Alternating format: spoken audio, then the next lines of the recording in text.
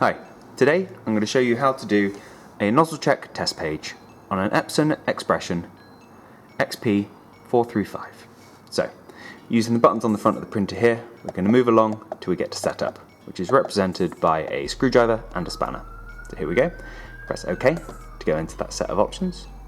Then we need to go down to the second one, which is maintenance. Press OK again.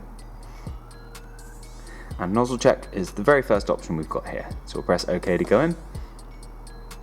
Press that to continue. And within a few seconds, we'll have a nozzle check test page.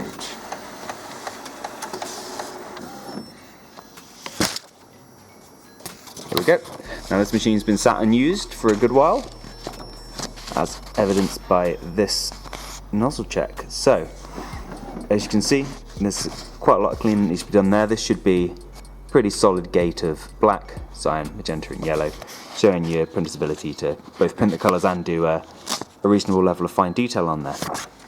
Now that print is obviously lacking, and if yours is the same, you can do head cleaning directly from this menu here. Just go down, press OK onto head cleaning. Now it does use a fair bit of ink, but certainly worth doing. If you want to know how to do head clean separately, we have another video for that on our channel. If there's anything else you'd like to know, do please let us know in the comments. Otherwise, thank you for watching, and I'll see you next time. Take care. Bye bye.